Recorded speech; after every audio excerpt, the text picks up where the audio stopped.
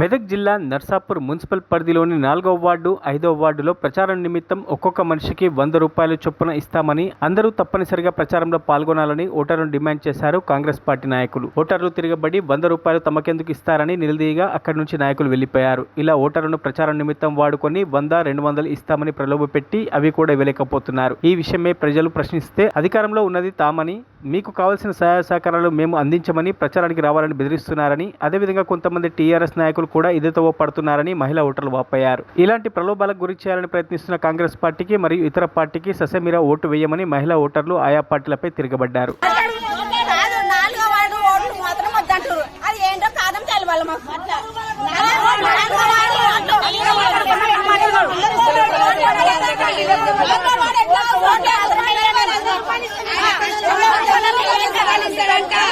ఆయన కష్టార్జితం 100 రూపాయలు ఇస్తారంటే మరి ఏమంటారు?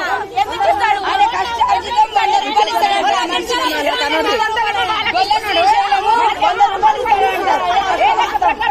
అందుకనే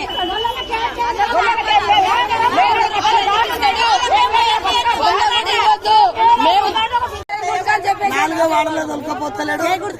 చెయ్యి గుర్తుకు వేయము, ఏ గుర్తుకు వేయము, రద్దు చేసి పడేస్తాం. ఇక గవర్నమెంట్ ఏదయ్యము, చెయ్యి గుర్తు కూడా వేయము, దేనికి వేయము, రద్దు చేస్తాము. మీరు అట్టలే గిలగిలా సాగురు మమ్మల్ని వద్దన్నారు.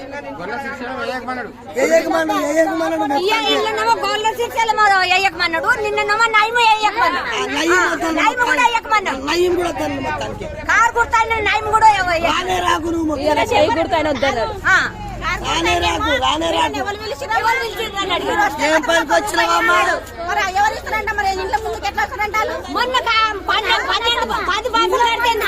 ఇగో ఇది శివాలయం